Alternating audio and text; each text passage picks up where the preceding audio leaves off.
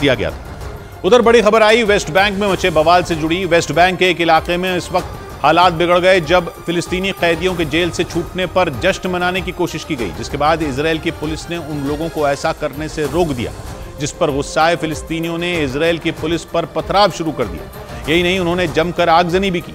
हालात जब तेजी से बिगड़ने लगे तो वहां की पुलिस ने आंसू गैस के कई गोले दाग दिए, जिससे वहां की स्थिति और खराब हो गई। चारों तरफ अफरा तफरी का माहौल बन गया और वहां से भागने के बजाय कई फिलिस्तीनी इजरायल की पुलिस से भिड़ गए। ये घटना उस वक्त हुई जब युद्ध विराम के तहत इजरायल की जेलों में बंद कुछ फिलिस्तीनी कैदियों को रिहा किया गया, जिसके बाद उन कैदियों के जेल से बाहर आने पर कई लोग जश्न मनाने में जुट गए। लेकिन इजरायल की पुलिस ने उन्हें कैदियों की रिहाई पर जश्न मनाने की इजाजत नहीं दी, जिस पर फिलिस्तीनी भड़क गए और उन्होंने वहां की पुलिस के खिलाफ मोर्चा खोल दिया।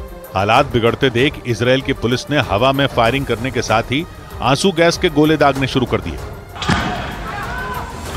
इसके बाद तो वेस्ट बैंक के उस इलाके की तस्वीर ही बदल गई। चारों तरफ आंसू गैस का धुआं फैल गया। इस कार्रवाई से बचने के लिए लोग इधर उधर भागने लगे, लेकिन इजरायल की पुलिस ने उनका पीछा नहीं छोड़ा। पुलिस के जवान अलग अलग गाड़ियों से पूरे शहर में फैल गए। उन्होंने हंगामा कर रहे लोगों को सड़क से हटाकर ही दम लिया।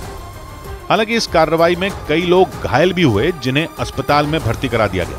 और ये पूरा बवाल तब शुरू हुआ जब इजरायल की पुलिस ने दो टूक कह दिया कि वो जेल से रिहा होने वाले कैदियों के लिए जश्न मनाने नहीं देगी। इससे पहले फिलिस्तीनियों ने वहां एक बड़े कार्यक्रम के आयोजन की तैयारी की थी, क्योंकि डील के मुताबिक इजरायल ने 30 से ज्यादा फिलिस्तीनियों को अपनी जेल से रिहा कर दिया। इस तरह इजरायल की अलग अलग जेलों से रिहा होने वाले फिलिस्तीनियों की संख्या बढ़कर करीब 250 हो गई। इसे एक दिन पहले हमास ने इजरायल के 8 और नागरिकों को छोड़ दिया था, लेकिन माना जा रहा है कि उसके कब्जे में अब भी 150 बंधक हो सकते हैं। और वेस्ट बैंक के जिस इलाके की सड़कों पर कैदियों के मुद्दे पर यह संग्राम हुआ, वो इजरायल के कब्जे में है, जहां हजारों फिलिस्तीनी शरणार्थी के तौर पर रहते हैं।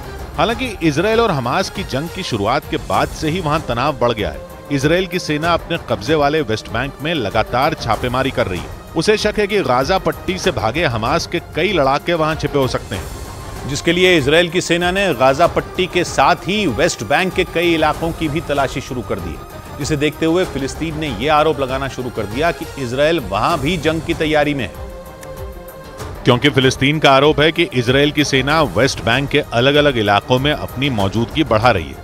वेस्ट बैंक लंबे वक्त से इजरायल और फिलिस्तीन के बीच विवाद का मुद्दा रहा है, लेकिन 7 अक्टूबर के बाद से यह विवाद और गहराने लगा है। और इसकी बड़ी वजह यह है कि गाजा पट्टी की ही तरह इजरायल की सेना ने अब वेस्ट बैंक पर भी नजरें गड़ा दी।